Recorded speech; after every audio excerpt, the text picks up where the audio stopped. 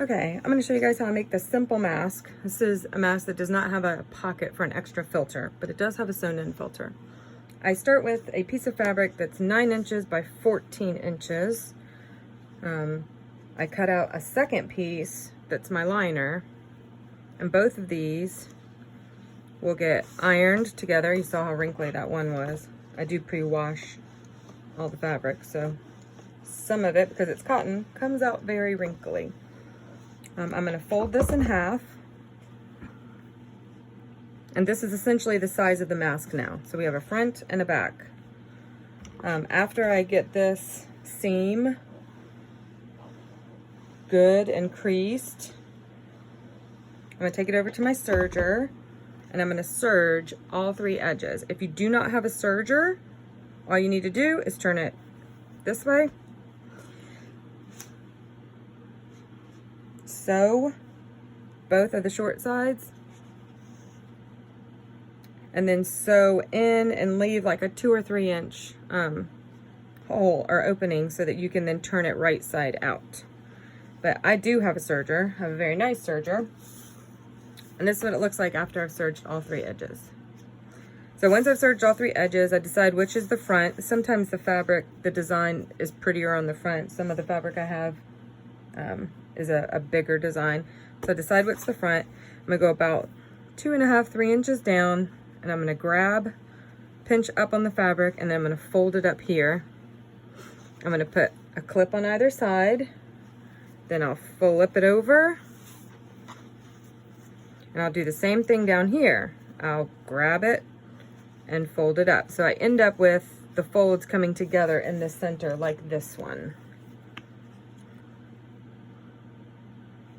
And I have clips holding mine. You can use straight pins, you can iron it flat. I think my sister irons hers. I don't have time to stand at the ironing station like I would like to. It would be nice if I could iron them all. So after that, I take my 6-inch piece of elastic, and I'm gonna have 2 of these for each mask. And you can use much thinner elastic. Some people actually like the really thin stuff, or you can use the knitted cording that is like really stretchy. This is really nice on the ears.